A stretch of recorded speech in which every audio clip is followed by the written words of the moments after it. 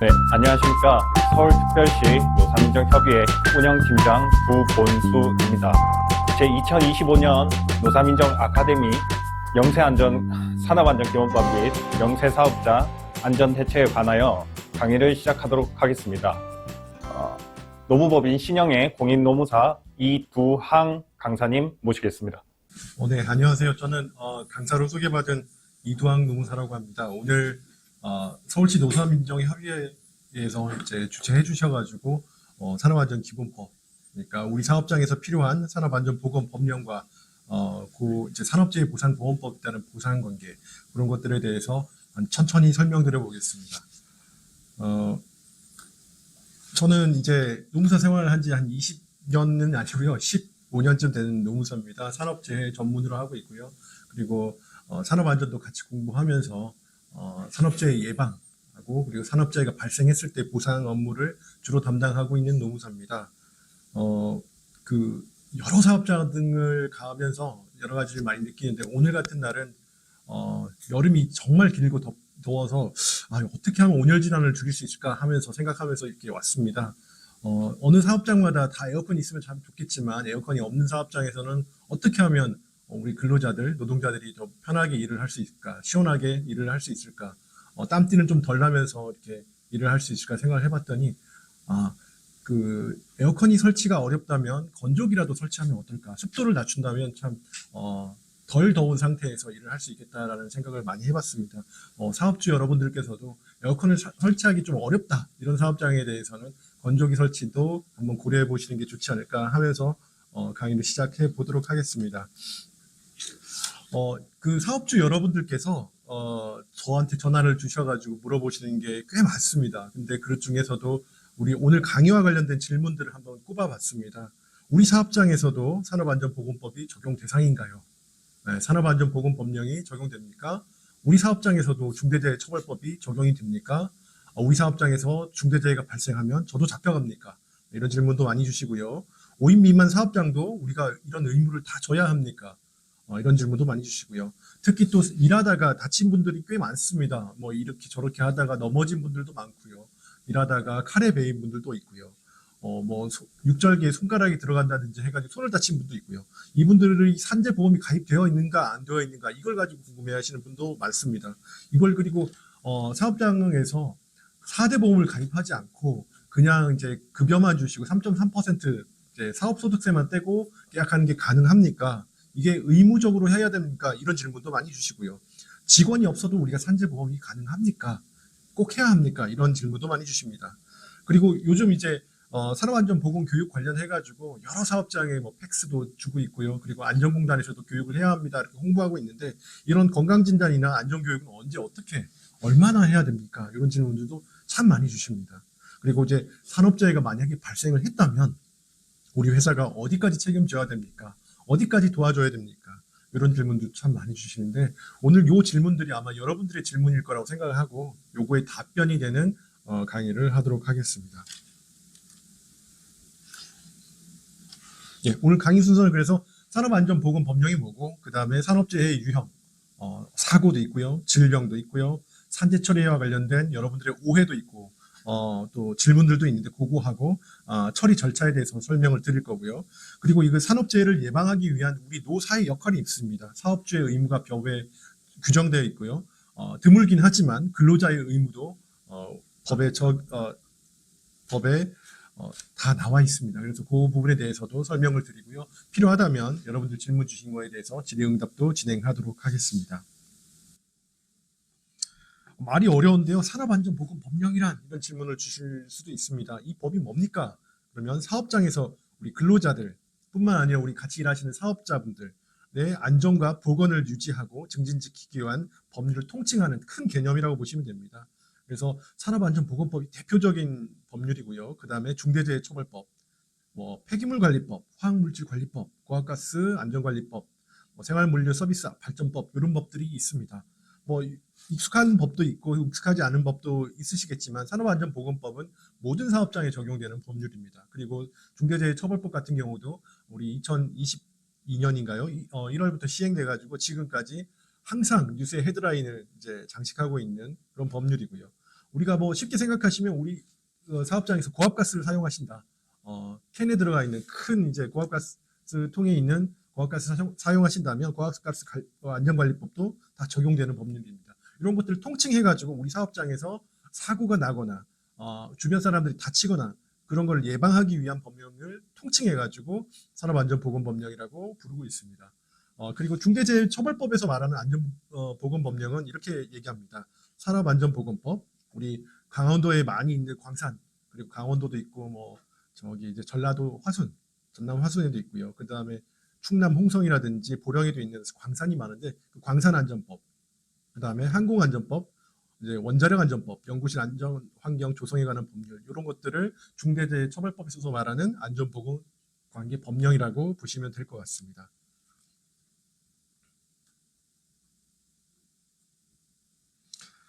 그래서 산업안전보건법령을 보시면 산업안전보건법은 산업안전 및 보건에 관한 기준을 확립하고 그 책임 소재를 명확하게 하고 산업재해를 예방해서 쾌적한 작업 환경을 조성해서 노무를 제공하는 사람의 안전 및 보건을 유지 증진을 목적으로 하고 있습니다. 쉽게 얘기해서 우리 사업장에서 일하는 사람들이 안전하고 산업재해를 예방한 상태에서 쾌적한 업무를 할 수 있도록 예방을 하는 법을 산업안전보건법이라고 생각하시면 될 것 같습니다. 여기서 좀 특징적인 것이 뭐냐면은 노무를 제공하는 사람이라고 되어 있습니다. 보통 산업안전보건법령이라든지 아니면 근로기준법이라든지 노동법을 보면 근로자 이런 표현을 많이 쓰는데 여기는 근로자, 우리가 흔히 말하는 월급 받는 월급 근로자를 말하는 것이 아니고 그것보다 더 넓은 개념인 노무를 제공하는 사람. 우리 여기서 말하는 거는 이제 도급에 가까운 것들도 포함하고 있는 개념이다. 우리 사업장에서 왔다 갔다 하는 거의 모든 사람들, 고객을 제외하고 모든 사람들, 일하는 사람들의 안전과 보건을 유지 증진을 목적으로 하는 법령이다라고 보시면 될 것 같습니다. 그 다음에 요거하고 좀 대비되는 법이죠. 중대재해처벌법입니다. 사업 또는 사업장에서 공중이용시설 및 공중교통수단을 운영하거나 인체 해로운 원료나 제조물을 취급해가지고 안전보건 조치 의무를 위반해가지고 인명피해를 발생하게 한 사업주, 경영책임자, 공무원 및 법인의 처벌을 규정한 법률입니다. 이 법률은 이제 산업안전보건법하고 조금 이제 방향이 다르긴 한데 중대재해가 발생했을 때 처벌을 목적으로 하고 있습니다. 그 처벌의 대상은 사업주, 그리고 경영책임자, 그리고 공무원, 그리고 법인의 처벌 등을 규정합니다. 뭐 궁극적인 목적은 거의 유사하다고 보시면 되는데요. 중대재해를 예방하고 시민과 종사자의 생명과 신체를 보호함을 목적으로 합니다. 이렇게 보시면 산업안전보건법 같은 경우에는 우리 일을 하는 사람들의 안전과 보건을 유지하는 것을 목적으로 하고 있고요. 중대재해처벌법 같은 경우는 그걸 넘어서 시민, 그리고 종사자의 생명과 신체를 보호함을 목적으로 하고 있습니다. 그래서 이런 법에서 이런 체계를 보면 중대재해처벌법이 산업안전보건법보다 조금 더 넓은 개념의 법률이고 그리고 처벌을 목적으로 해서 예방을 하겠다라는 것을 목적으로 하고 있기 때문에 약간의 차이가 있다라는 점을 염두에 두시면 될 것 같습니다. 그러면 우리 사업장에서도 이제 중대재해처벌법이 시행될까요? 라는 게 이제 문제가 되는데요. 5인 미만 사업장 같은 경우도 작년 1월 27일부터 5인 미만 사업장은 적용되지 않고요. 5인 이상 사업장 같은 경우에는 중대재해처벌법이 전면 적용이 되었습니다. 쉽게 얘기해서 우리가 가까이 있는 중국 음식점이라도 근로자 5명이 이상이라면 중대재해처벌법이 적용되는 거고요. 그리고 5명이 안 된다, 4명까지다라고 한다면은 중대재해처벌법은 적용되지 않습니다. 그러면 우리나라에 있는 거의 모든 사업장에서 근로자를 사용하고 있다면 중대재해처벌법이 적용될 가능성이 있다라고 생각을 하시고 접근을 하셔야 될 것 같습니다. 그리고 동거 칭종반을 사용하는 사업 또는 사업장은 근로기준법에서 제외하고 있는데요. 이것도 살펴보셔야 되는데 이런 것들이 왜 나와 있냐? 이제 직장 내 괴롭힘하고도 연관이 있습니다. 그래서 직장 내 괴롭힘이 적용이 되냐 안 되냐 이런 것들도 보시면 될 것 같습니다.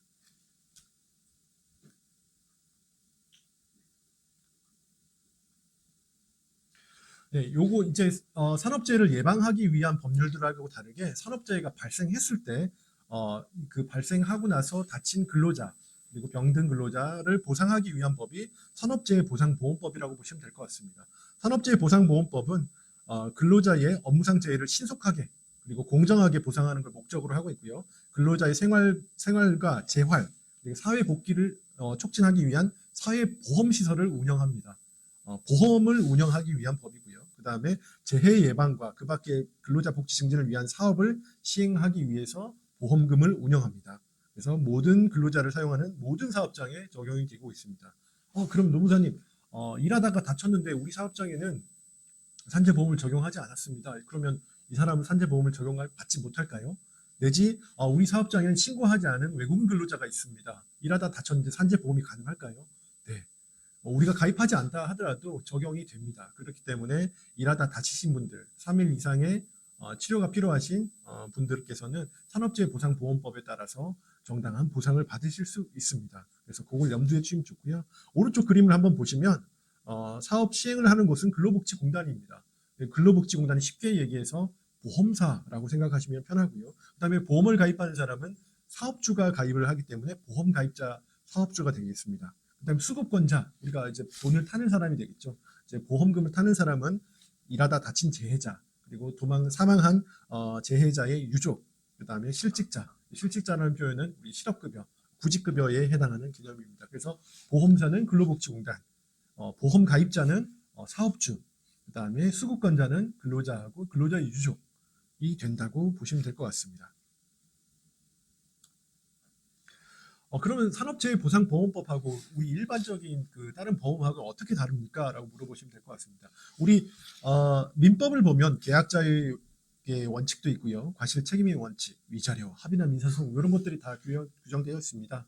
쉽게 얘기해서 우리 한문철 TV를 보시는 분들도 계실 거고 우리 블랙박스 관련된 영상을 보시는 분들 계실 텐데 우리 교통사고가 발생을 한다면 교통사고에서는 책임 소재를 분명히 하고 있습니다. 내가 앞차를 들이받는다든지 아니면 그러면 10대 0이 될 수도 있고 7대 3이 될 수도 있고 그 과실 비율에 따라서 우리가 보상을 받을 수도 있고 보상을 해줘야 될 수도 있습니다. 이게 민법의 원칙이라고 보시면 될 것 같은데요. 근데 우리 근로자들이 일을 하다가 손을 다친다든지 기계에 손이 빨려 들어간다든지 아니면 칼에 베인다든지 이거에 따라서 내가 잘못했니 네가 잘못했니 따지기가 어렵지 않습니까? 그렇기 때문에 그거에 대해서는 근로기준법에 그거하고 관계없이 사업주가 병원비를 내십시오라고 해가지고 적용이 되어 있습니다. 그리고 근로기준법에서도 산업재해가 발생했을 때 보상이 규정이 되어 있습니다. 그럼에도 불구하고 산업재해보상보험법이 생긴 이유가 있습니다. 왜 그러냐면 사업주도 자력이 있는 경우가 있습니다. 자력이 없는 경우가 있어요. 죄송합니다. 자력이 없는 경우가 있습니다. 그래서 만약에 소규모 영세 사업장에서 사고가 발생해서 이 사람의 병원비라든지 이 사람의 생활비라든지 이런 걸 대주다 보면 사업이 휘청거리거나 망하거나 이런 경우가 있기 때문에 이거를 감당하지 못하는 경우가 있고요. 두 번째는 이거를 애매하다. 산업재해가 맞는지 아닌지 나는 잘 모르겠는데 이 사람이 어디서 다쳐서 왔는지도 모르겠고 집 앞에서 넘어졌는지 우리 사업장에서 넘어졌는지도 모르겠는데 내가 이걸 보상해 줄 수 없다. 이런 경우가 있을 수도 있습니다. 그런 것 때문에 근로기준법에 이렇게 법이 있다 하더라도 이걸 제대로 보상을 받거나 하는 경우가 많지는 않았습니다. 그렇기 때문에 우리나라 법에서는 그러지 말고 국가가 한번 운영을 해볼 테니까 사업주들 보험금을 걷어와 해가지고 보험금을 걷어서 그거를 보험으로 운영을 하기 시작합니다. 그게 산업재해보상보험이 되는 겁니다. 그래서 산업재해보상보험법에서는 과실을 묻지 않고 거기에 대해서 보상을 해줍니다. 다만 법에 규정되어 있는 내용만큼만 산업재해보상보험에서 이렇게 지급을 하게 돼 있고요. 그 다음에 근로복지공단이 운영을 하기 때문에 1990년대 초까지만 하더라도 노동부, 당시는 노동부였습니다. 노동부에서 이거를 운영을 했었는데요. 이제 규모가 점점 커지고 적용 범위도 늘어남에 따라서 근로복지공단을 만들어서 근로복지공단이 운영을 하고 있습니다. 그래서 근로복지공단이 보험을 운영합니다. 다만 산업재해보상보험법에는 법에 따라서 보험급여를 지급을 하는 거기 때문에 실제로 발생한 손해에 대해서 모든 것을 보상하는 것은 아닙니다. 특히 이제 위자료 같은 경우에는 보상 범위 바깥에 있다고 보시면 될 것 같고요. 바깥에 있는 위자료 같은 경우는 여전히 근로자가 청구할 수도 있고 아니면 과실 비율에 따라서 청구할 수 없을 수도 있는데 그거에 따라서는 민법으로 돌아가서 민사 손해배상으로 청구하실 수 있는 게 남아 있다고 보시면 될 것 같습니다. 그럼 무조건 다 받을 수 있습니까? 그렇지는 않습니다. 그거는 이제 가까운 변호사님들하고 상의를 해보셔가지고 그거를 처리하시면 될 것 같습니다. 그러면 이제 우리 사업장에서 발생할 수 있는 업무상 재해의 유형에 대해서 천천히 한번 살펴보도록 하겠습니다. 이제 업무상 사고 이렇게 되어 있습니다. 우리 산업재해라고 계속 말씀드렸었는데 산업재해는 산업안전보건법에는 산업재해라고 이렇게 되어 있습니다. 근데 업무상 재해라는 말은 산업재해보상보험법에서 이렇게 규정을 하고 있는데요. 일을 하다가 다치는 경우, 일을 하다가 넘어지는 경우, 우연히 발생하는 사고에 의해서 발생하는 게 업무상 사고라고 보시면 될 것 같습니다. 우리 요즘에 어떤 특정한 이제 그 공장이라든지 이런 데서 끼임 사고가 발생하고, 그리고 베어서 절단이 일어나고, 프레스 기기가 내려가서 잘리기도 하고 이런 것들이 있는데요. 그런 사고들이 굉장히 빈번하다고 보시면 될 것 같습니다. 그런 기계 기구 앞에서는 안전장치가 되어 있거나 해야 되는데, 그게 이제 그 빠른 효율을 위해서 그거를 설치하지 않거나 설치되어 있는 걸 해제하거나 해가지고 발생하는 사고들이 많습니다. 여기서 보시면 이제 안전보건공단에서 나온 그림을 가지고 보여드린데요. 재료를 이제 육절기라든지 이런 데 넣다가 끼이는 사고들이 발생할 수 있습니다. 그래서 육절기, 반죽기, 그 다음에 톱날 기계 이런 것들을 해가지고 발생할 수 있는데요. 그래서 무리하게 힘으로 밀어넣거나 손을 집어넣는다거나 아니면 청소를 할 때 전원을 끄지 않는다거나 이런 것들 때문에 업무상 사고가 발생하고 합니다. 그래서 이걸 예방하기 위한 조치들이 이렇게 좀 적혀져 있는데요. 그 다음에 톱날 기계 보호 커버가 있으면 커버를 이제 덮개를 해제한 채로 열어놓고 쓰신다든지 그러면 안 되고요. 그 다음에 이물질을 제거하고 청소와 점검을 하는데 그때는 반드시 전원을 끄시고 그리고 전원을 껐을 때는 다른 사람이 건드리지 않도록 표시를 해둔 다음에 지금 점검을 하고 있습니다. 건드리지 마세요라는 표지판이라도 붙여놓으시면 갑작스러운 사고를 예방할 수 있는 방법이 되겠습니다. 그 다음에 회전체 같은 경우에는 회전이 다 멈춘 다음에 우리 쉽게 생각해가지고 집에 있는 선풍기도 마찬가지지 않습니까? 돌아가고 있을 때 아이들이 손을 넣지 못하게 안정장치를 한다든지 물을 씌워 놓는다든지 아니면 전부 다 멈춘 다음에 그 커버를 벗긴다든지 이런 방법으로 사고를 예방할 수 있습니다. 가장 이제 우리가 쉽게 생각할 수 있는 거는 안전 인증을 받은 제품들을 사용하시는 게 가장 좋습니다. 그래서 시중에서 구하실 수 있는 것들이 우리나라에서 생산된 것도 있고 외국에서 생산된 것도 있고 싼 것도 있고 비싼 것도 있는데 그런 제품들을 사용하실 때는 안전 인증을 받았는지 한 번 더 확인을 해보시고 구입을 하시고 사용하시는 게 제일 좋고요. 사용하시기 전에 안전과 관련된 매뉴얼이 분명히 있습니다.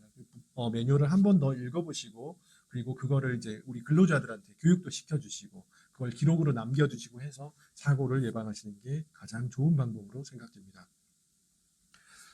두 번째인데요. 두 번째 보시면 우리 지게차를 가지고 왔습니다. 지게차 같은 경우에는 우리 옆에 그 고용노동부하고 안전공단에서 나온 자료를 보시면 아시겠지만 2015년에서 19년 최근 5년 안에는 아니지만 매년 30명 이상의 근로자가 지게차 사고로 돌아가신다고 보면 될 것 같습니다. 어느 사업장을 가더라도 지게차, 집게차 이런 차들이 있는데 그 차량들의 좁은 공간에서 빠르게 움직이다 보니까 거기에 이제 주변에서 일하시는 근로자를 친다든지 아니면 무리하게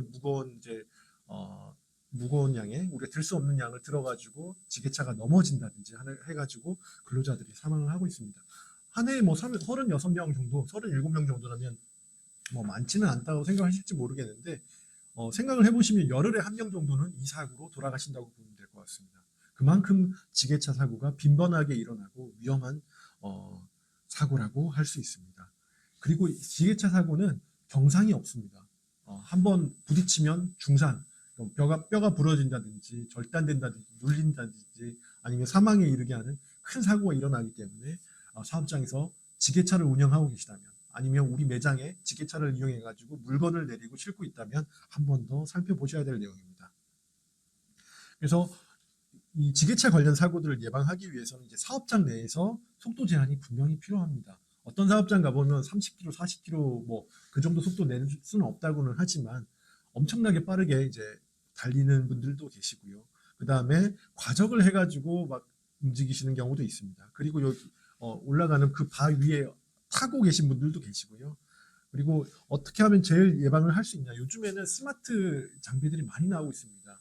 그래서 지게차 위에서 그 레이저를 쏘아가지고 작업 반경 이내에 근로자가 들어오면 멈추게 한다든지 아니면 경보기가 울리게 한다든지 그런 것들도 있고요. 그리고 지게차가 움직이는 곳하고 지게차가 움직이는 곳이 아닌 근로자가 이동하는 이동 통로를 분명히 구분해가지고 사용하신다든지 이런 것들이 방법이 되겠습니다. 그리고 지게차를 사용하는 사업장에 가보면 지게차에 열쇠가 꽂혀 있는 경우 굉장히 많습니다. 우리 산업안전보건 기준에 관한 규칙을 보시면 지게차 같은 경우에도 세워놨을 때는 반드시 지게차 시동키를 분리해서 보관하게끔 되어 있습니다. 누가 와서 운전할 수도 있는 노릇이거든요. 어떤 사람이, 그러니까 사고는 우리가 항상 예상치 못한 곳에서 발생합니다. 그래서 누가 와가지고 운전을 하다가 아니면 옛날에 내가 이거 운전 한번 해봤는데 하면서 바쁘다고 안 하시던 분들이 하시다가 아니 혹은 뭐 안 하시던 분들이 아니라 우리 그 면허증이 없는 분들 한 번도 운전을 해보시지 않은 분들이 급하게 타시다가 사고가 나는 경우가 많습니다. 그래서 이런 식으로 지게차의 열쇠를 분리하셔가지고 보관하심으로써 해가지고 사고를 예방하시는 방법을 추천을 드리겠습니다. 그리고 가장 흔한 사고 유형이라고 보시면 될 것 같습니다. 우리가 가다가 넘어집니다. 가다가 부딪히고요. 가다가 다리가 끼는 사고가 굉장히 많습니다. 우리 작년에 있었던 사고, 재작년쯤에 있었던 사고 같은데 우리 출근하시다가 그 에스컬레이터에 발이 껴가지고 발가락을 다치신 경우도 있었고요. 에스컬레이터 가기 전에 발턱이 있습니다. 턱이 있는데 살짝 볼록 튀어나온 곳에 지하철에 있는데 거기에 발이 부딪혀서 발가락이 부러지는 사고도 있었습니다. 그리고 대부분 보시면 우리 계단으로 이동을 하실 때 엘리베이터를 기다리다가 좀 늦어서 계단 이동하실 때 핸드폰을 들고 내려가시다가 사고가 나는 경우 굉장히 많습니다. 그래서 계단이라든지 아니면 핸드폰을 보시다든지 그렇게 해가지고 사고가 많이 나는데요. 우리 사업장들 보시면 뭐 우리 그 서울에 있는 사업장 같은 경우에 1층에 있는 사업장보다는 2층, 3층 그리고 지하에 있는 사업장들이 굉장히 많습니다. 그리고 모든 사업장이 엘리베이터가 있고 하면 좋겠지만 엘리베이터가 없는 사업장들도 굉장히 많으니까요. 계단을 이용하실 때는 반드시 핸드폰을 주머니에 넣으시거나 급한 용무가 있지 않으시면 들고 보지 않은 상태로 계단을 이용하시는 것이 가장 좋은 방법이라고 할 수 있겠습니다. 그리고 주로 쉬는 시간이나 점심시간에도 휴대폰 보다가 사고가 많이 나는데요. 점심시간에는 우리 동료분들과 같이 점심 드시러 가시면서 이동하실 때는 핸드폰을 주머니에 넣어놓고 이동하시는 것을 추천드립니다. 그리고 요즘에는 식사하러 가시다가 교통사고가 나는 경우도 있습니다. 가다가 좀 특히나 이제 헤드폰이라든지 이어폰을 끼고 다니시는 분들 같은 경우는 핸드폰을 보면서 소리도 듣지 않기 때문에 앞에 지나가는 차를 못 듣는다든지 하는 경우가 있습니다. 특히 전기차라든지 하이브리드 차, 요즘 이런 차들은 소리가 좀 작게 나기 때문에 이어폰이나 헤드폰을 끼고 다니시다가 사고가 나는 경우가 있거든요. 반드시 이동 간에는 그리고 차를 건너실 때는 헤드폰, 이어폰 빼놓고 정면을 응시하시면서 좌우를 살펴보시고 건너가시는 것을 추천드리겠습니다. 다음 제 유형입니다. 앞서 나온 것들은 움직이다가 계단에서 넘어지거나 지게차 없는 곳에서는 적용이 안 된다 이렇게 생각하실 수 있지만 사다리 없는 사업장은 굉장히 드뭅니다. 특히 우리 지금 이렇게 촬영을 하고 있는 사무실 같은 경우에도 사다리는 하나씩 있습니다. 왜냐하면 천장등을 갈아야 되거든요.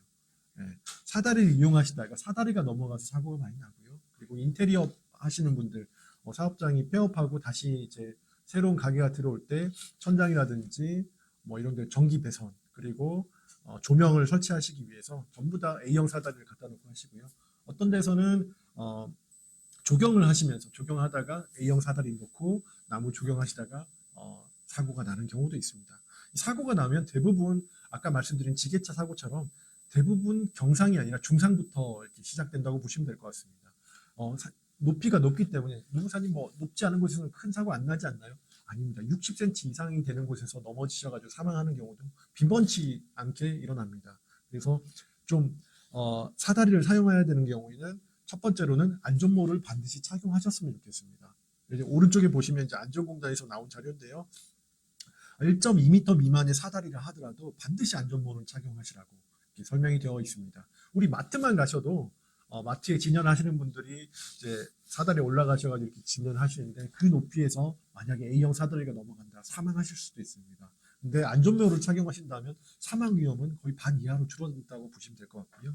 두 번째로는 2인 1조로 일을 하시는 것을 추천드립니다. 밑에서는 잡아주고 위에서는 작업을 하고 그리고 최상부 제일 위에 있는 발판은 웬만하면 이용하지 않는 게 가장 안전하다고 볼 수 있습니다. 그래서 그런 것들을 염두해 두시고 일을 하시는 게 가장 좋습니다.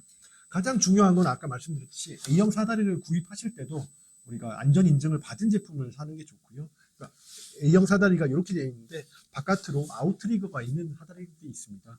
일하는 공간이 협소하지 않고 좀 넓은 곳이라면 그 아웃트리거를 반드시 펼쳐진 상태에서 넘어가지 않게 반드시 잘 고정을 하시고 다른 한 분께서 A형사들을 잡은 채로 안전모를 쓰고 올라가셔가지고 작업하시는 것을 추천드립니다. 네. 다음 유형으로 이제 말씀드릴 게 교통사고, 출장 중의 사고, 출퇴근 중 재해 이런 것들이 있습니다. 원래 교통사고나 출장 중의 사고 같은 경우에는 사업장 바깥에서 사고가 난 거기 때문에 사업주의 책임이 있냐 없냐를 따지기가 쉽지는 않습니다. 그러나 이제 업무상 사고라고 하면은 우리 보험이 되는 사고를 의미하고 있습니다. 그래서 바깥에서 업무로 인해서 내가 출장을 가다가 사고가 난 경우는 산업재해보상보험법상 업무상 사고로 인정받을 수 있습니다. 그 다음에 출장 중에 출장이라고 하면 우리가 흔히 일을 하는 사업장이라든지 사무실이라든지 이런 곳을 의미하는 것이 아니고 다른 장소, 제3의 장소로 가가지고 일을 하는 걸 출장이라고 하잖아요. 우리 집에서부터 출발해가지고 사업장을 들르지 않고 출장지로 가는 경우에 그 사이에서 사고가 발생한다면 이것도 출장 중 재해가 되겠습니다. 우리 2018년도부터 출퇴근 재해가 법으로 들어왔습니다. 이게 좀 재밌는 스토리가 있는데요. 아까 말씀드린 것처럼 일반적인 업무상 재해 같은 경우에는 사업장에서 사업자가 그러니까 사업주께서 보험을 들어가지고 사업장 내에서 발생한 사고에 대해서 그 담보하는 보험이지 않습니까? 근데 출퇴근 재해 같은 경우에는 사업장 바깥에서 일어난 거고 업무를 바로 시작한 것도 아니고 업무를 하기 위해서 근로자가 오고 있는데 사고가 난 보험이라고 보시면 되겠습니다. 재해라고 보시면 될 것 같습니다. 그러면 사업주 입장에서 보험금을 들어놨는데 나는 우리 사업장 내에서 발생한 사고에 대해서 보험을 들어놨는데 왜 우리 회사에 오기 전까지 다 보험금을 줘야 합니까? 라는 생각을 하실 수 있습니다. 그때 이제 2018년도에 어떤 분께서 이제 이거는 산업재해보상보험에 적용되지 않는 것은 위헌이다라고 하셨던 거고요. 그래서 사업주나 아니면 근로복지공단 입장에서는 이거 원래 법이 이렇다. 우리 사업장 내에서 발생한 사고를 담보하기 위한 보험이다라고 주장을 했었거든요. 그때 당시 이제 공무원 같은 경우에는 공무원 출근하다가 사고 난 경우 공무상 재해로 인정을 하고 있었습니다. 그래서 이분이 그렇게 얘기한 거죠. 공무원들은 해주고 왜 우리 근로자들은 안 해주냐 이렇게 주장하셨죠. 근데 그 말씀을 들었던 공무원분들은 좀 억울한 부분이 없지 않아 있었습니다. 왜냐하면은 공무원들은 공무상 재해에 대해서 보험금을 본인 돈으로 내고 있었거든요. 내가 보험을 가입하고 내가 보험금을 타는데 왜 당신들이 가입한 게 아니라 사업주가 한 거하고 똑같이 취급을 하느냐 해가지고 억울한 면이 좀 있었죠. 그래서 이제 헌법재판소나 이런 데서는 그러지 말고 평등하게 해주라 해가지고 직장에 출근하다가 발생한 사고 같은 경우에도 보험 처리를 하자라고 해가지고 그때 법이 바뀐 게 2018년도입니다. 그래서 여러분들께서 출근하다가 사고가 난다 하더라도 이거는 이제는 법으로 들어왔기 때문에 업무상 재해가 될 수 있습니다. 다만 보셔야 될 게 내가 출근을 하다가 사고 난 거는 괜찮은데 출근하다가 또는 퇴근을 하다가 친구를 잠깐 만나서 밥을 먹는다든지 아니면 술 한잔을 한다든지 그렇게 하다가 사고가 난 거는 퇴근이라고 보기는 어렵습니다. 출퇴근이 아니라 사적인 모임에 빠졌다고 보시면 될 것 같고요. 그 경로가 일반적으로 내가 집에서 회사를 가는 경로가 아니라 내가 오늘은 저쪽으로 멀리 가고 싶어. 이쪽 풍경이 보고 싶어. 오늘은 한강변으로 출근했으면 좋겠어. 평소하고 다른 이제 경로를 이용하신다든지 보통의 순로, 그러니까 내가 여기서 최단거리라든지 버스를 탄다든지 그게 아니라 다른 경로를 선택을 하셨다면 이게 산업재해로 인정받지 못할 수도 있습니다. 그리고 특히나 보셔야 될 게 뭐냐면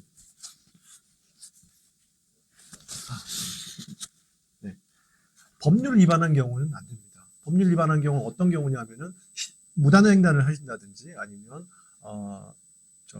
신호 위반 아니면 중앙선 침범이라든지 이렇게 해서 법을 어겨가지고 출근하다가 발생한 사고 같은 경우에는 업무상 재해로 인정하지 않습니다. 그래서 법률 위반 여부도 반드시 한번 확인해 보셔야 될 포인트라고 봅니다. 그 다음 내용은 업무상 질병입니다. 업무상 질병 같은 경우에는 근골격계 질환, 허리, 목, 팔, 무릎 이렇게 있는데요. 업무상 질병은 다양한 종류가 있는데 뇌심혈관계 질환, 그게 심근경색, 뇌출혈, 뇌경색 이런 이제 질환들을 말하고요. 지금 여기서 보여드리고 있는 것처럼 어깨 아프고 팔꿈치 아프고 무릎 아프고 허리 아픈 직업병 이런 것들을 근골격계 질환이라고 합니다. 오른쪽 사진 보시면 서울시 봉제노동자 안전과 작업 환경 여기서 제가 가지고 온 건데요. 일을 하시다 보면 팔꿈치도 아플 수 있습니다. 특히 뭐 식당에서 일을 하시는 분들, 식당에서 이제 중식 같은 경우에는 웍질도 많이 하시는 그 조리사분도 계시고요. 그다음에 우리가 반찬이라든지 음식을 서빙하시는 이제 그 종업원들도 계실 거고요. 그게 아니라 내가 자동차 공장, 자동차 부품 공장이라든지 기계 공장에서 일을 하시면서 무언가를 계속 조립하시는 분들도 계실 겁니다. 그래서 반복적으로 팔꿈치, 무릎, 허리를 사용하시고 또는 건설 현장에서 무거운 물건을 많이 드시는 분들이 근골격계 질환에 노출될 수 있습니다. 어떤 병 같은 경우에는 빨리 발생하는 병이 있고요. 어떤 병은 6개월에서 1년, 더 뿐만 아니라 5년에서 10년 이상 일을 했기 때문에 발생하는 질병들이 있습니다. 그래서 내가 어떤 병에 걸려가지고 이게 산재가 될까 안 될까 이거 고민하시기보다는 병원부터 가셔가지고 이 병의 진단명부터 확인을 하셔가지고 이걸 산재 한번 신청해봐야겠다 이런 생각을 해보시는 게 좋습니다. 우리 사업주 여러분들께서도 이때까지 일하다가 허리 아프다는 사람 한 명도 없었어요. 이 사람만 허리 아프다 그러니까 이건 기왕증이에요 이렇게 생각하실 게 아니고 기왕증이 있는 분들도 업무 때문에 그게 악화되거나 아니면 자연경과보다 심하게 진행된 경우에는 업무상 질병으로 인정하고 있습니다. 그래서 그걸 염두에 두시고 이런 걸 보시면 될 것 같습니다. 우리 허리 같은 경우에는 불편한 자세 또는 이제 부적절한 자세라고 표현을 하는데요. 비틀어진 상태에서 일을 한다든지 아니면 무거운 물건을 많이 드시는 분들, 제가 말씀드린 무거운 물건은 뭐 10kg, 20kg 이런 것들입니다.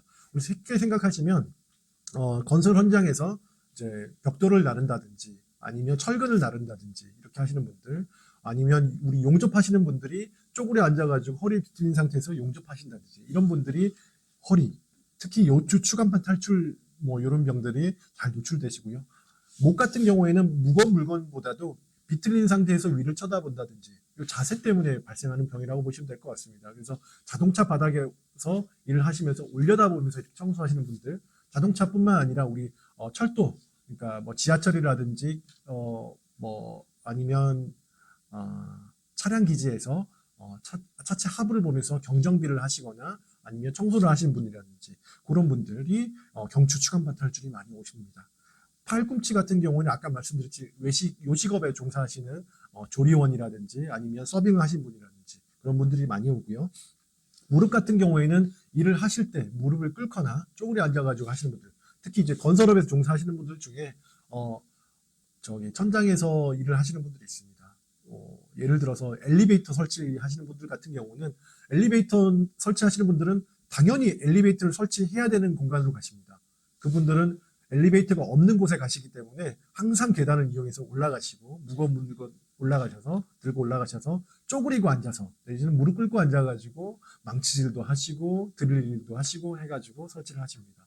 그뿐만 아니라 조적을 하시는 분들, 벽돌 쌓는 분들이죠. 아니면 형틀목공 이런 분들이 무릎을 많이 다치십니다. 그래서 이런 분들은 직업병에 해당할 수 있다라고 생각하시면 될 것 같습니다. 그래서 이걸 예방하기 위해서는 중약물 취급 장소이면 이거 중약물 취급합니다. 그래서 보시는 것처럼 이제 중약물은 무릎을 사용해서 들어달라. 그러니까 몸하고 떨어진 상태에서 힘을 쓰게 되면 몸에 부하가 많이 걸린다고 생각하시면 될 것 같습니다. 우리 쉽게 생각하시면 변기를 설치하시는 분들, 화장실 변기를 아파트에 설치하시는 분들 같은 경우에는 이게 크기 때문에 몸하고 떨어져 가지고 이렇게 들 수밖에 없습니다. 그러면 어깨도 다치고요, 허리도 다칩니다. 우리가 어떤 물건을 들더라도 몸에 바짝 붙인 상태에서 무릎을 이용해서 힘을 들어서 올린다고 하면 어깨라든지 허리를 다치는 것을 예방할 수 있습니다. 네. 그리고 두 번째 업무상 질병입니다. 아까 말씀드렸던 뇌심혈관계 질환인데요. 뇌심혈관계 질환 같은 경우는 우리 누구라도 성인병으로 알 수도 있고 한데 이 뇌심혈관계 질환이 직업병으로 유명해진 거는 과로사라는 단어 때문에 유명해졌습니다. 그래서 일을 오랫동안 하시거나 잠을 못 주무시고 하시거나 아니면 시차가 많은 곳에서 시차가 많은 곳이라면 우리 대한민국에서 미국으로 출장을 하시거나 아니면 대한민국에서 유럽, 아프리카 이런 데로 출장 가셔가지고 일을 하시고 그때는 시차가 많고 잠을 못 자기 때문에 이런 일들이 발생할 수 있거든요. 아니면 무거운 물건을 많이 취급하신다든지 육체 노동이 심하다든지 그렇게 해가지고 발생하는 질병이 될 수 있습니다. 우리 뇌출혈, 뇌경색, 심근경색, 일성 대동맥류 이런 것들을 이제 과로성 질환이라고 하는데요. 근로복지공단 노동부에서는 급성 스트레스가 있었거나 아니면 단기 과로가 있었거나 만성과로가 있었다고 하면은 이거를 업무상 질병으로 인정해주고 있습니다. 보통은 이런 분들이 개인 질병을 하나씩 가지고 계십니다. 어떤 질병이냐? 당뇨, 고혈압, 고지혈증 이런 병들을 가지고 있습니다.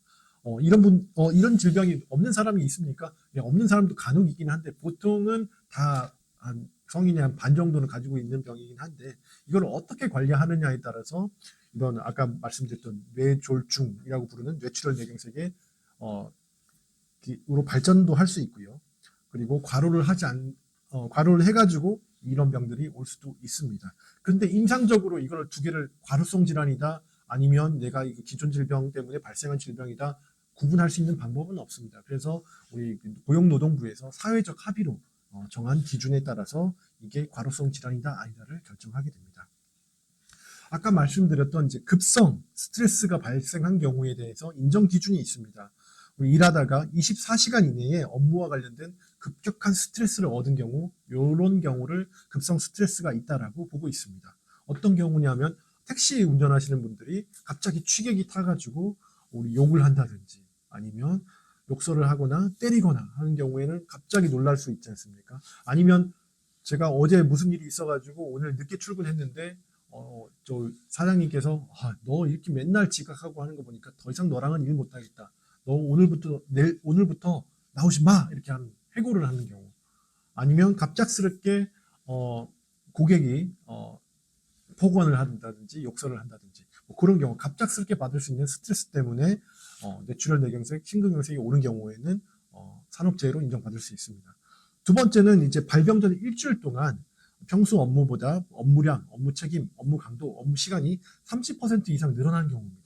뭐 예를 들어서 갑작스럽게 감사가 나온다든지 그러면 우리가 준비하던 평소에 업무가 있는데 퇴근해가지고 집에 갈 시간인데 뭐 야근을 11시, 12시까지 한다든지 그래서 업무량, 업무 책임, 업무 강도가 30% 이상 증가한 경우 우리 뭐 제조업이라고 하면 갑자기 발주량이 늘어나가지고 수출이 잘 돼가지고 24시간 돌려야 돼. 그래서 오늘부터는 야근이야 해가지고 일주일 동안 업무량, 업무 강도, 업무 시간이 늘어난 경우 이런 것들을 단기 과로라고 하고 있습니다. 그 다음에 발병 전 4주 동안을 봤을 때 우리 사업장은 너무 일이 많아요. 그래서 64시간 내지 이제 12주 평균 해가지고 60시간이 늘어난 경우 이런 경우에도 만성과로라고 하고 있습니다. 근데 노무사님 이거 64시간, 60시간 이렇게 해놨는데 우리 52시간제인데 이런 게 있습니까?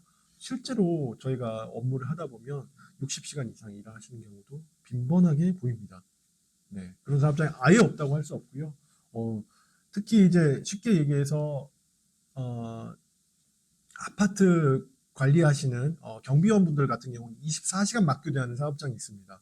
24시간 오늘 아침 7시에 출근해가지고 다음날 7시까지 밤샘 근무를 하시고 퇴근하신 다음에 하루 쉬시고 또 밤샘 근무하시고 퇴근하시고 이런 분들 같은 경우에는 저희가 산정을 해보면 70시간이 넘어가는 경우도 있습니다. 아직까지도 이런 만성적인 업무가 발생을 합니다. 그래서 이런 분들이 산업재해로 인정받는 경우라고 할 수 있겠습니다.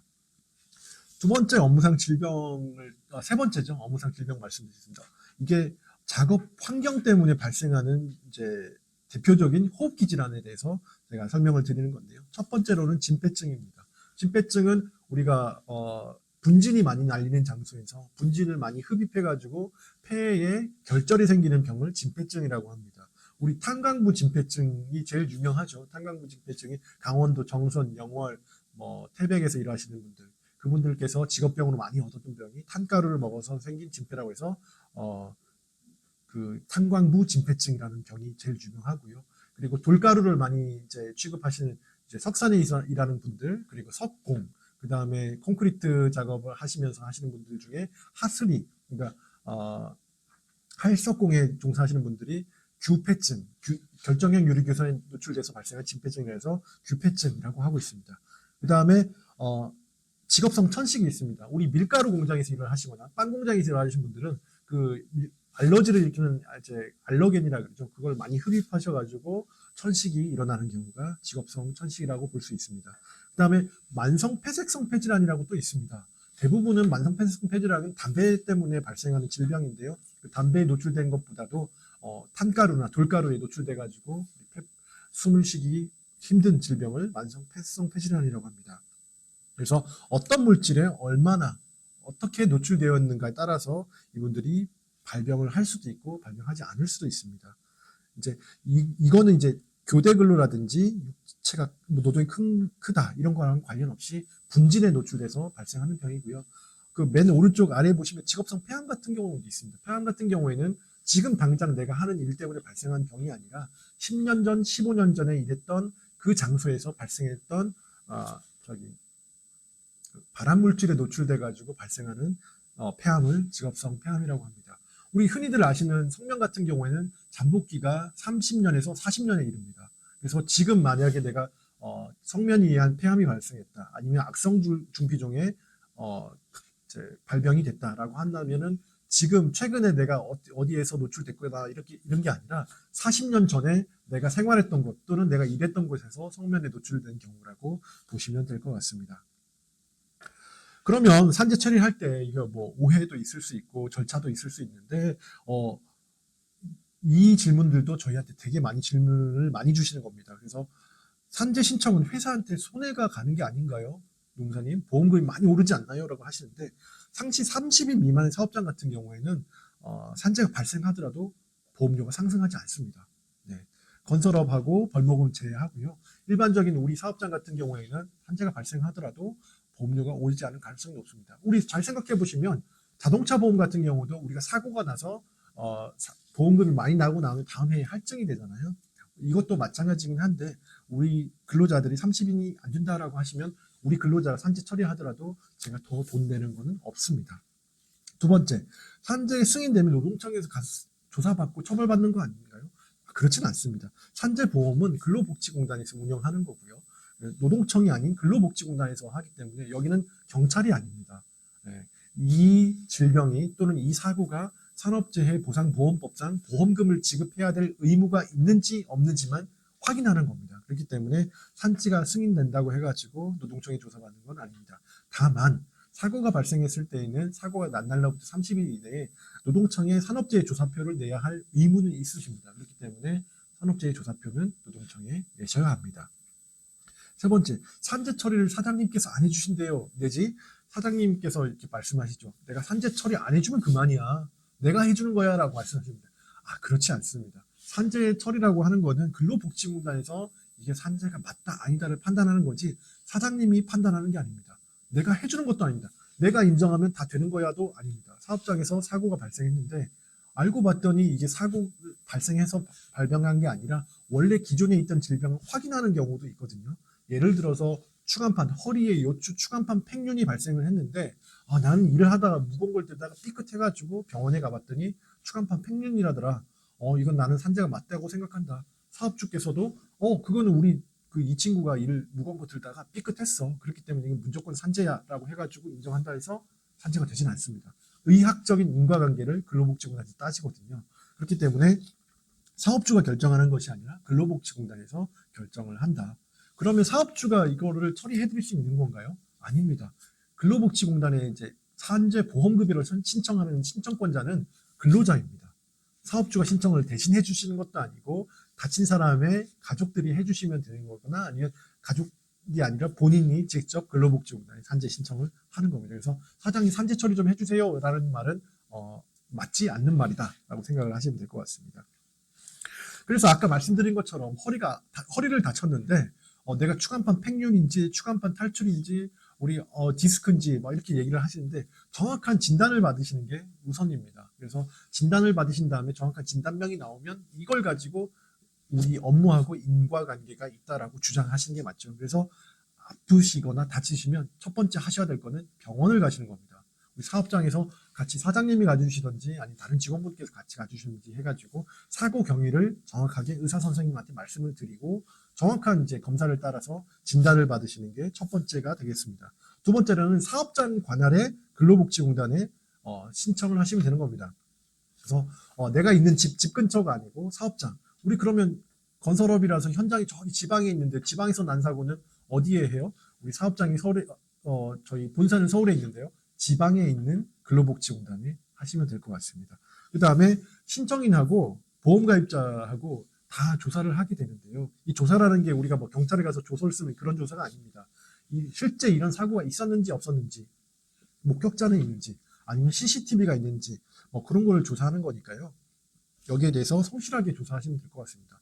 어떤 분들은 근로자분들께서 산재 신청하시니까 사업주들께서 아무런 협조를 하지 않으시는 경우도 있습니다. 근데 그게 사업주한테 유리하다? 전혀 그렇지 않습니다. 사업주께서 협조를 해주셔야 될 의무가 법에 있습니다. 네, 그리고 이제 업무상 질병 같은 경우에는 뭐 역학조사도 할 수도 있고요. 그리고 업무 관련성 평가 이후에 업무상 질병 판정위원회에서 근로복지공단 뭐 직원이 결정하는 것도 아닙니다.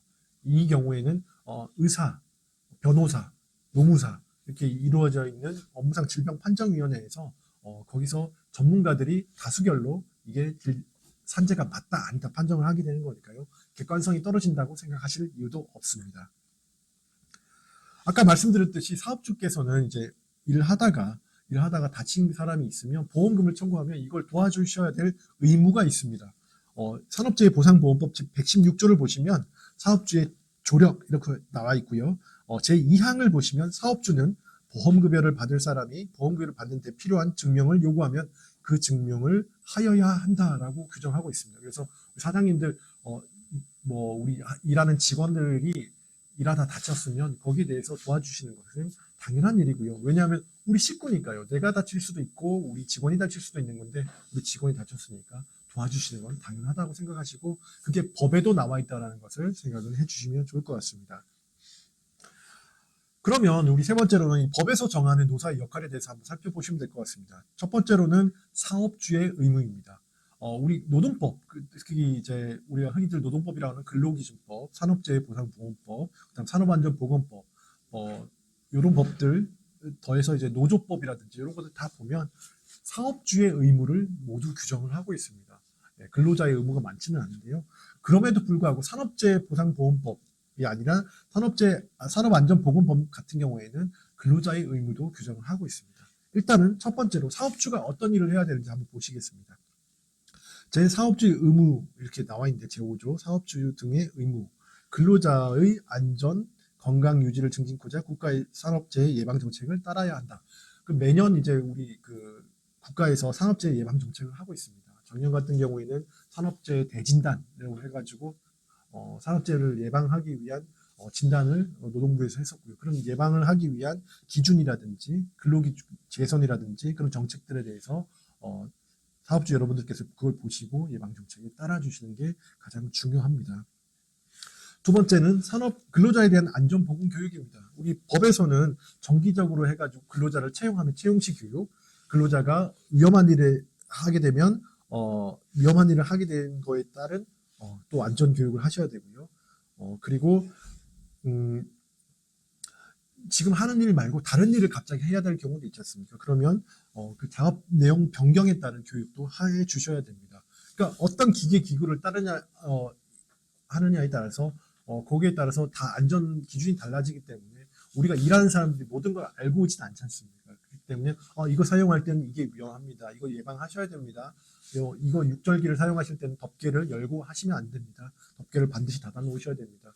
이렇게 기계를 돌릴 때는 장갑을 낀 채로 손을 넣으면 장갑이 딸려 들어가서 큰일 날 수 있습니다. 장갑은 벗어놓고 하셔야 됩니다. 이런 안전교육들을 반드시 해주시는 게 좋습니다. 그래서 사업장에서 사고가 발생하지 않아야 우리 사업에도 아무런 문제가 없는 거기 때문에 안전보건교육 같은 경우는 반드시 해주셔야 될 것 같습니다. 만약에 이 안전교육 의무가 있는데도 불구하고 안전교육을 하지 않으신다고 그러면은 한 명을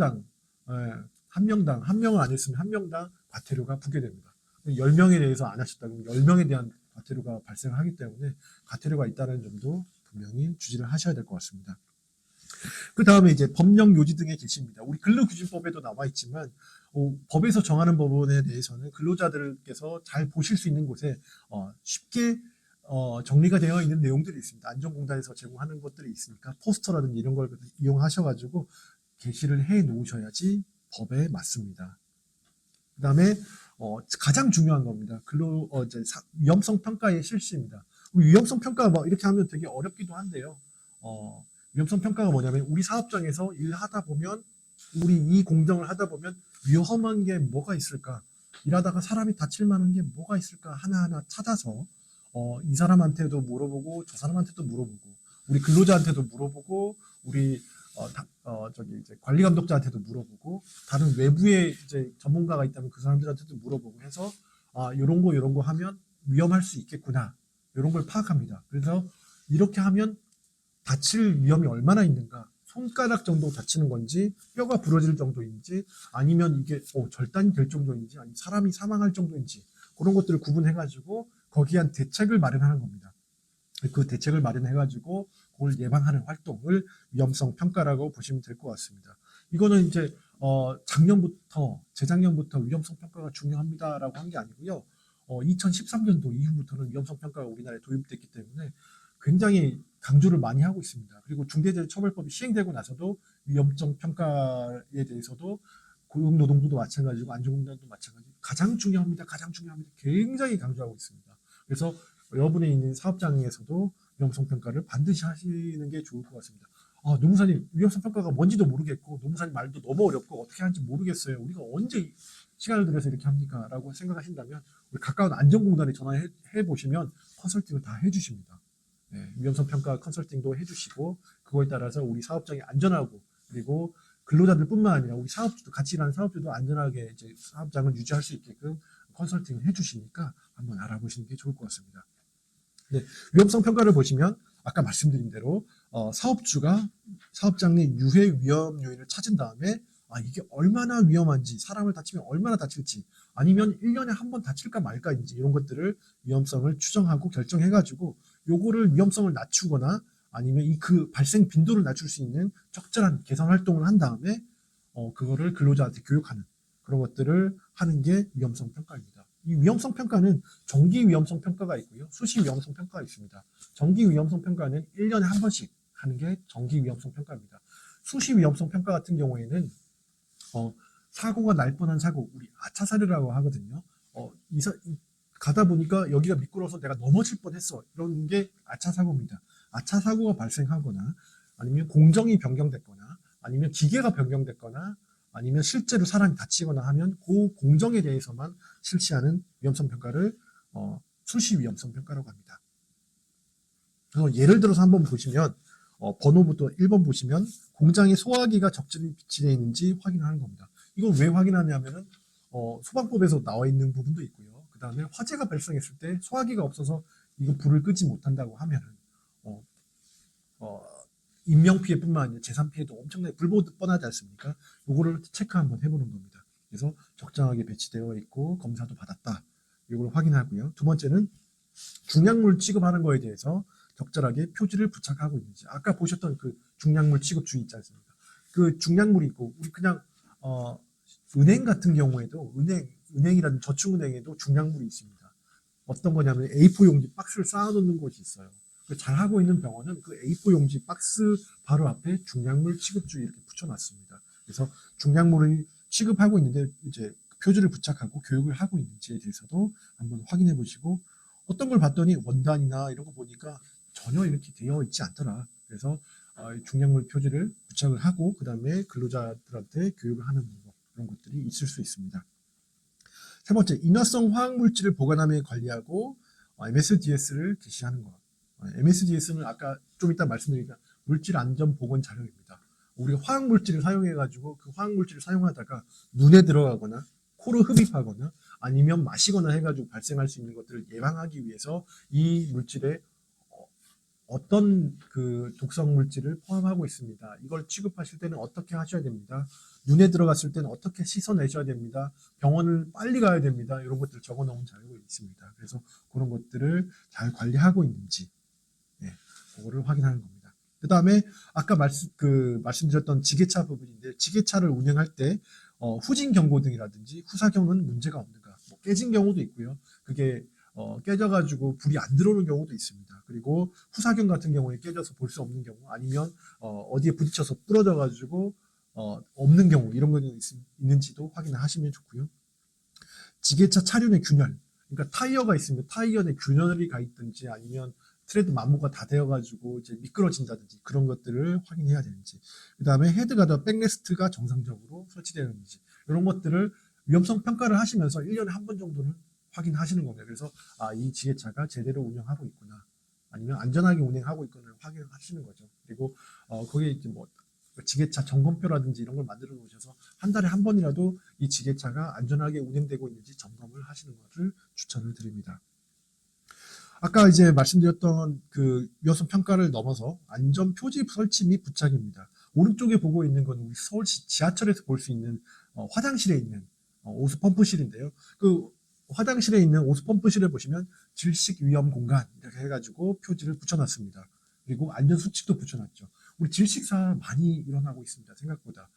화장실, 오수 펌프 시설이라든지 우리 사업장에는 없는데요라고 말씀하실 수 있지만 물탱크 사업장에 있는 옥상에 있거나 아니면 지하에 있는 물탱크도 질식 위험 공간이 될 수 있습니다. 그리고 하수 처리 시설이 있을 수 있기 때문에 이렇게 위험한 공간, 특히 뭐 또는 여기 말고도 분전반이 있지 않습니까? 어떤 건물에도 분전반이 있거나 그리고 저기 발전기가 있을 수 있는데요. 거기에 이제 표지를 붙여놨죠. 감전주의 표지가 붙어 있는지 그런 것들을 확인하셔가지고 만약에 그게 붙어 있지 않다면 사람이 접근하기 전에 손을 대기 전에 접근할 수 없도록 내지는 들어가지 않도록 안전 표지를 부착해야 됩니다. 그래서 우리 사업장 내에 이런 시설들이 있는지 확인을 하시고 이런 표지가 없다면 하나씩 붙여 놓으시는 것을 추천을 드리겠습니다.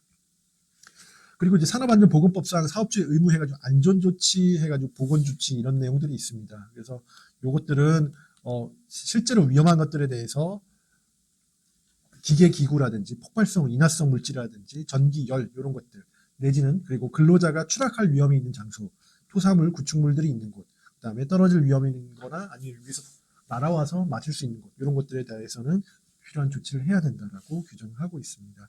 그리고 보건 조치 같은 경우는 아까 말씀드렸던 뭐 가스, 증기, 흉도 있을 수 있고요. 아니면 산소 결핍, 아까 말씀드린 질식재해죠. 그런 것도 있거나 방사선, 고온, 저온, 소음파 이런 거에 대해서는 건강장애, 사업장에서 배출되는 기체, 액체 또는 찌꺼기에 대한 장애 뭐 이런 것들. 그다음에 6번을 보시면 5번하고 6번을 보시면 위에 건 노무사님 우리랑 상관없어요 하실 수 있지만 5번, 6번은 아마 여러분 사업장에도 적용이 가능할 겁니다. 단순 작업, 반복되는 작업 이런 것들 때문에 발생하는 팔꿈치라든지 손목이라든지 손목 터널 증후군이라든지 외상과염이라든지 집게 손가락이 아프다든지 뭐 이런 것들이 일어날 수 있고요. 그 다음에 환기, 채광. 우리 저기 이제 서울에 저기 어디죠? 충무로 쪽이 아니라 저기 인쇄를 할 수 있는 그 인쇄 거리가 있습니다. 인쇄 거리 쪽에 가시면 인쇄기가 여러 개가 있는데요. 그 인쇄기를 닦을 때는 그 우리 벤졸이라고 부르는 화학 물질에다가 걸레를 적셔가지고 그 윤전기를 다 닦아냅니다. 거기 이제 가보시면 이제 느낄 수 있는 건데 거기 환기를 잘 안 하십니다. 환기를 왜 안 하냐? 환기를 하게 되면 바깥에 있는 먼지들이 와서 우리 인쇄물에 앉을까봐 환기를 잘 안 하시거든요. 품질이 떨어질까봐. 근데 환기를 하셔야 됩니다. 네, 그런 것들도 법에 다 나와 있습니다. 환기, 채광, 조명, 보온, 방습, 청결 이런 것들을 해가지고 발생하는 건강장애에 대해서 법에서 규정하고 있다는 거 염두해 두시면 될 것 같습니다.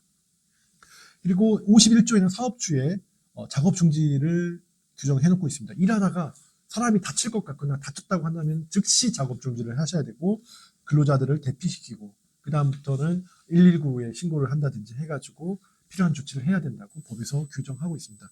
이거 사업주만 해야 되냐? 그렇지는 않습니다. 사업주뿐만 아니라 근로자들도 작업 중지를 할 수 있는 권한이 있기 때문에 그런 것에 대해서 이따가 또 설명드리고요. 그 다음에 아까 말씀드렸던 물질안전보건자료의 게시 및 교육입니다.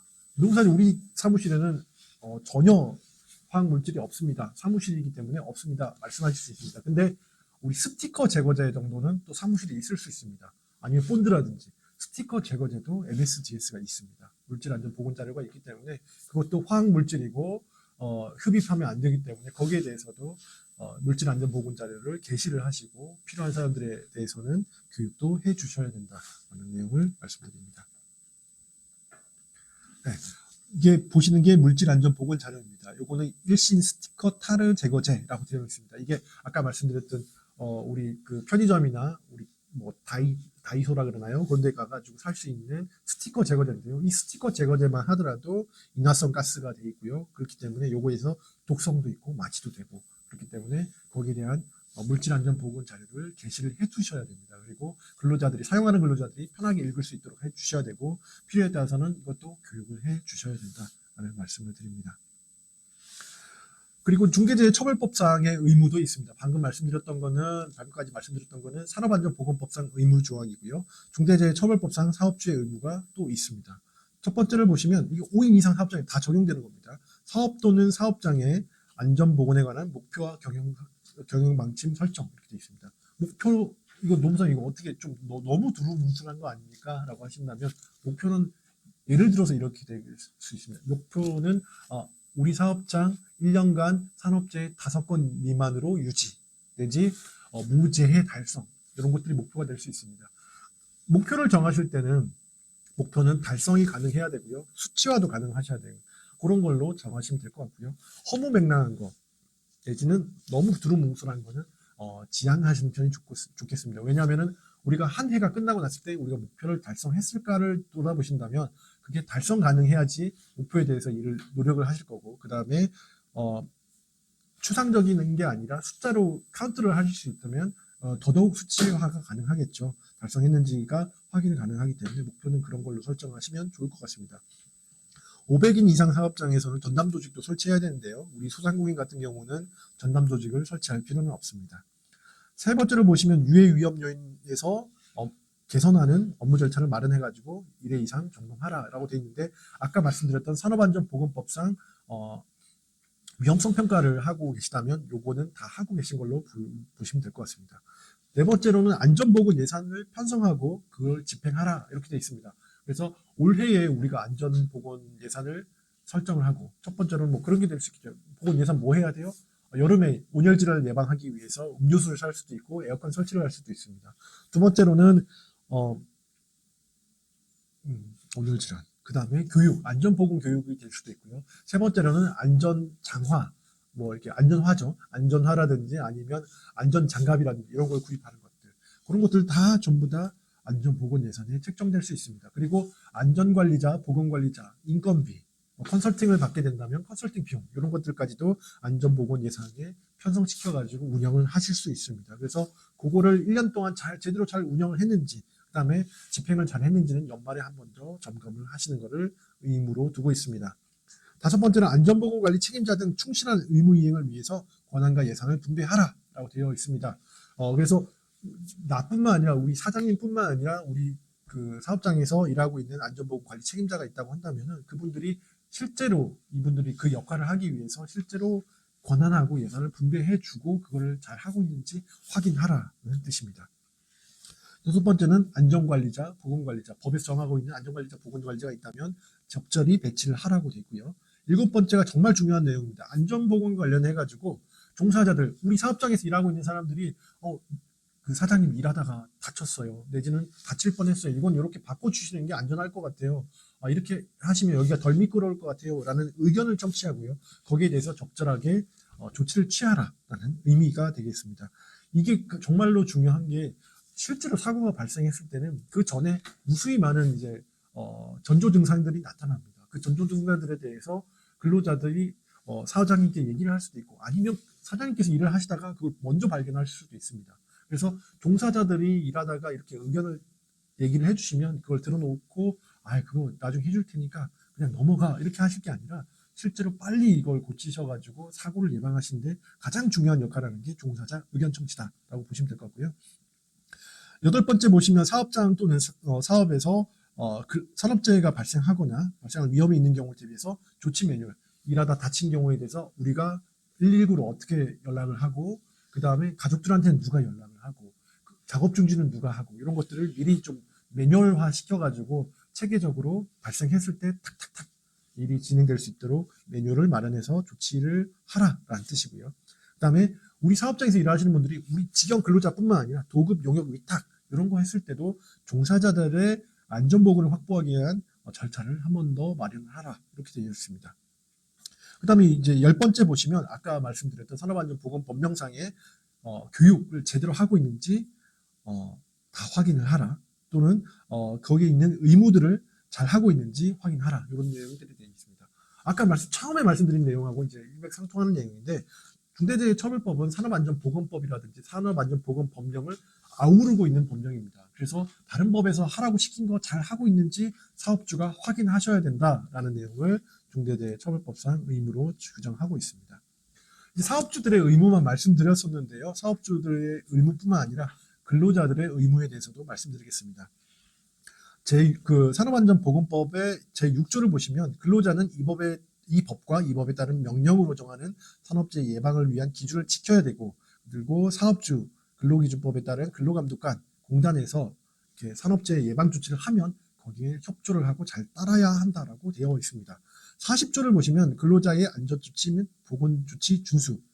이제 사업주가 그 39조 아까 말씀드린 안전조치, 보건조치에 따라서 고용노동부령으로 정하는 사항에 대해서는 근로자가 마음대로 하지 말고 이거에 대해서 지켜야 한다는 의무가 있습니다. 아까 말씀드렸듯이 노동법 어디에도 근로자의 의무를 규정한 법은 별로 없습니다. 근데 산업안전보건법에는 있습니다. 그래서 근로자 여러분들께서도 사업주가 안전을 위해서 이런 거 저런 걸 하라라고 하시면 이건 저래서 불편해요. 이건 저래서 불편해요. 이렇게 하면 우리 생산량이 줄어들 겁니다. 효율이 안 납니다. 이렇게 말씀하실 게 아니고 거기에 따라서 조치를 해 주셔야 된다라는 말씀드립니다. 그리고 또 중요한 내용인데요. 아까 산업안전보건법 제36조에 있는 위험성 평가에 대해서 꼭 참여를 하셔야 된다고 말씀드립니다. 위험성 평가는 사업주께서 하신 의무가 맞는데 거기에 대해서 일하다 보니까 이런 게 위험했어요, 사장님. 일하다 보니까 제가 여기서 사고가 날 뻔했어요, 사장님. 그리고 요거는 이렇게 바꿨으면 좋겠어요 해가지고 적극적인 의견 제시가 필요하다는 겁니다. 그리고 내가 다칠 뻔했다 그러면 그냥 큰일 날 뻔했어 하고 넘길 게 아니라 사장님한테 가서 오늘 저 일하다가 여기서 허리를 삐끗할 뻔했었습니다. 여기가 굉장히 미끄러우니까 미끄러지지 않도록 조치를 취해야 합니다. 라고 말씀하셔야 되는 거죠. 그래서 거기에 따라서 적극적으로 참여를 하시는 게 본인의 안전과 본인의 보건을 지킬 수 있는 방법이라고 할 수 있습니다. 그래서 여기 끝날 것이 아니라 위험성 평가가 끝나고 나면 거기에 대한 조치에 대한 교육을 사업주께서 해주실 겁니다. 그러면 거기에 따라서 교육을 잘 들으시고 적극적으로 대책위에게 참여를 하시는 것이 가장 중요한 역할이라고 할 수 있습니다. 아까 말씀드렸던 근로자의 작업중지권도 있습니다. 근로자의 작업중지 같은 경우에는 일하다가 나뿐만 아니라 내 동료가 다친다거나 위험한 상황이 발생했을 때는 작업을 중지하고 대피할 수 있습니다. 아예 법에 나와 있는 거고요.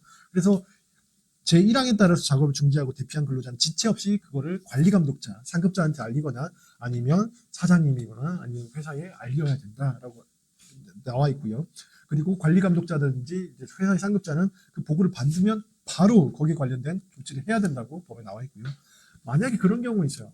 별거 아닌데 왜 작업 중지를 시켰어? 너 우리 회사에 손해를 입혔으니까 너 뭐 내일부터 나오지 마. 또는 이제 너 감봉할 거야. 뭐 이렇게 나오는 경우가 있죠. 그렇게 하면 안 된다라고 아예 법 4조에 52조 4항에 나와 있습니다. 사업주는 산업재해가 발생할 급박한 위험이 있다고 생각되는 경우에 근로자가 믿을 만한 합리적인 이유가 있을 때 그런 때는 1항에 따라 작업 중지하고 대피한 근로자에 대해서 해고나 그 밖에 불리한 처우를 해서는 아니 된다라고 해가지고 그렇게 작업 중지를 시킨 근로자를 인사 처분을 하지 못하도록 법에서 규정을 하고 있습니다. 그래서 사업장에서 가장 이제 중요한 거는 인명을 제일 중요하게 생각하셔야 되고요. 인명을 잃어버리면 재산이고 뭐가 소용이 있겠습니까? 그래서 근로자들이 다치지 않도록 나도 스스로 보호하시고 우리 동료 근로자도 보호하시고 사장님도 보호하시는 게 가장 중요하다라고 보실 수 있습니다. 그래서 가장 간단한 것부터 말씀드린다면 안전보호구를 착용하셔야 되고요. 안전화 착용하시고 아까 사다리 타실 때도 안전모 착용하시고요. 안전장갑도 착용하시고요. 그 다음에 안전보건 교육을 하실 때 교육도 잘 들으셔야 됩니다. 교육에서 맨날 매년 듣는 교육인데 똑같은 내용 또 듣네 이렇게 생각하실 게 아니라 매년 하신 거지만 이번에도 보고 배운다라는 생각으로 교육도 참여하시고 그리고 만약에 우리 회사에서 비상조치훈련 불 났을 때 화재 대비했을 때 대피하는 훈련이 있다고 하시면 적극적으로 또 참여를 하셔야 됩니다. 그리고 이동하실 때는 아까 말씀드렸지만 계단에서 넘어지시거나 이런 경우 굉장히 많기 때문에 휴대전화는 사용하지 마시고 본인 자리에 왔을 때 또는 휴게 시간에 휴대폰을 사용하시면 될 것 같습니다. 오늘 강의 들어주셔서 감사합니다. 제가 말이 좀 빠르고 주원부원했는데 들어주셔서 감사하고요. 궁금한 거 있으시면 댓글 남겨주시면 제가 또 답변드릴 수 있는 것들에 대해서 답변드리도록 하겠습니다. 감사합니다. 네.